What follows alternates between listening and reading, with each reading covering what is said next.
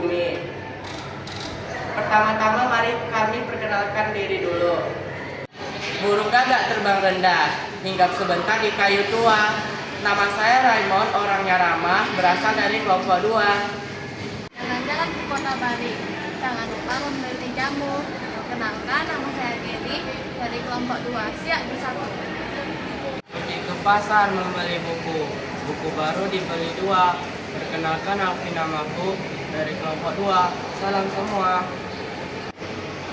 Pergi ke pasar membeli mangga. Mangga manisnya 2. Perkenalkan, saya Suko, namanya. Saya dari kelompok 2.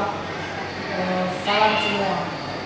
Analisis unsur fantasi dan petualangan dalam novel Bumi karya Tere Lie. Buku yang berjudul Bumi dihasilkan oleh penulis populer yaitu Tere Lie yang menyajikan kisah sepanjang 438 halaman. Novel ini diterbitkan oleh PT Sabak Bit Nusantara dan dicetak oleh PT Gramedia Jakarta. Secara fisik, buku ini memiliki dimensi ukuran 20 cm dengan desain sampul yang dikerjakan oleh Orca Kreatif.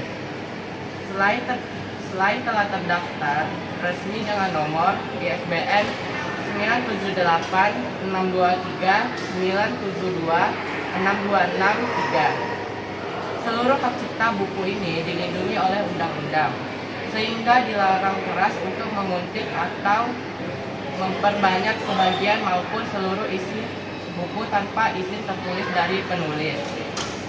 Novel Bumi karya Tere Lie merupakan pembuka yang sangat memukau bagi serial petualangan dunia paralel.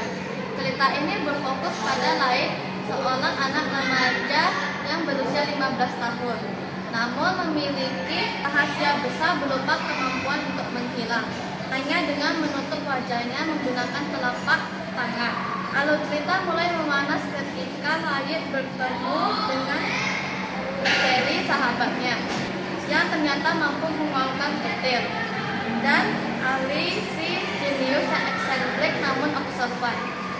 Ketiganya terseret ke dalam dunia konflik antar dunia yang melibatkan klan bulan, di mana mereka harus hadapan dengan sosok misterius yang bernama Tamus yang ingin menguasai dunia.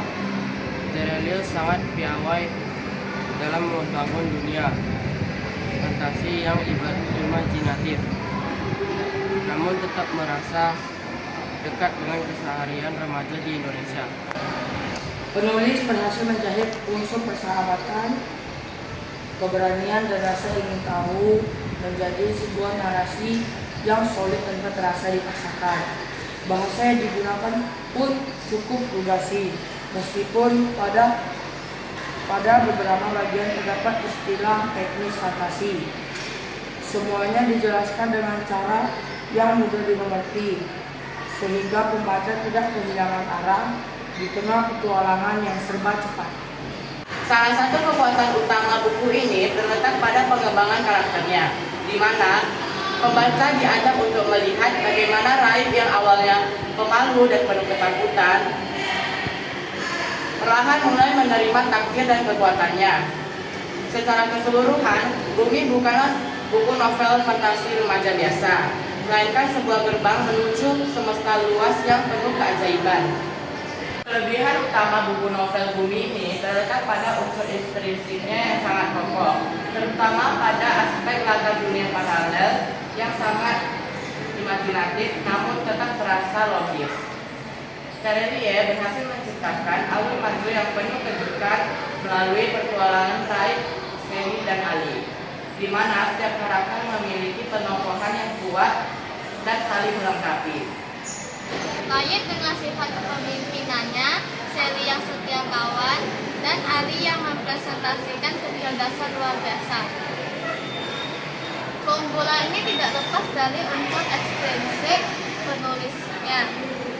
Latar belakang Tere Lie yang memiliki wawasan luas mengenai ilmu pengetahuan dan nilai-nilai sosial membuat pesan moral tentang persahabatan, keberanian, dan kejujuran tersampaikan secara organik tanpa terkesan menggurui. Kualitas konten tersebut tulisan, mulai dari tata letak di dalam buku sangat ramah pembaca, penggunaan jenis huruf yang proporsional, serta pemilihan kertas paper yang ringan membuat pembaca tidak cepat lelah saat menikmati narasi yang panjang. Kerapihan penyuntingan juga patut diapresiasi karena tidak ada kesalahan ketik, sehingga alur cerita yang kompleks tetap dapat dinikmati dengan mengalir dan nyaman dari halaman pertama hingga terakhir. Meskipun memiliki keunggulan dari segi cerita, novel ini tidak luput beberapa catatan, terutama pada tampilan fisik tulisan yang seringkali menjadi kesan pertama bagi calon pembaca. Salah satu kekurangannya yang paling menonjol adalah desain sampul buku. Bumi yang dinilai kurang menarik bagi sebagian kalangan. Dominasi warna hijau tua dengan elemen-elemen visual juga berwarna senada memberikan kesan yang terlalu serius dan kaku. Hal ini memicu persepsi keliru di mana sebagian orang mengira buku ini hanya ditujukan untuk membaca dewasa, padahal isi di dalamnya sangat imajinatif dan sangat cocok untuk remaja. Ketidakseimbangan antara kemasan luar dan isi ini kemudian berlanjut pada unsur intrinsik di bagian awal cerita. Alurnya cenderung terasa lambat di bab yang pertama karena penulis terlalu detail dalam memberikan deskripsi pengenalan dunia yang bagi pembaca yang menginginkan aksi cepat, hal ini bisa terasa sedikit membosankan. Selain itu, dari sisi unsur ekstrinsiknya, gaya bahasa Terelie yang terkadang sangat lugas dan repetitif mungkin terasa kurang puitis bagi pembaca yang menyukai diksi sastra yang berat.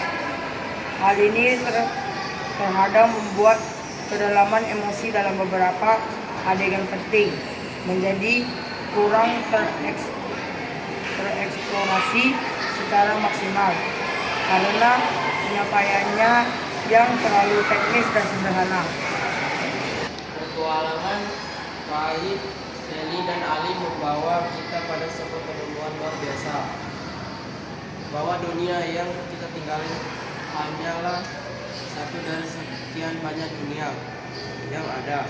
Melalui perjalanan Raib dalam mengungkap jati dirinya sebagai keturunan Ken Bulan, kita diajak menyaksikan bagaimana keberanian dan latihan keras dapat berubah menjadi seseorang pelindung dunia.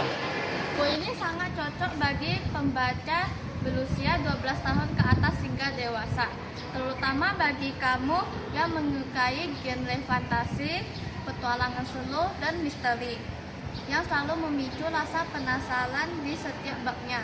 Lebih dari sekedar sihir, kisah ini menyimpan pesan moral mendalam bahwa persahabatan dan kerjasama memiliki kekuatan yang tak terbatas.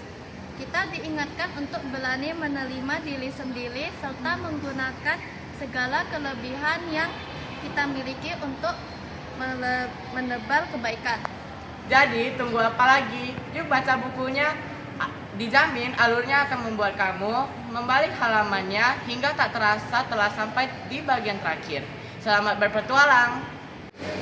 Burung dara, burung cendrawasih. Burungnya dari Papua. Cukup sekian, terima kasih dari kami kelompok 2.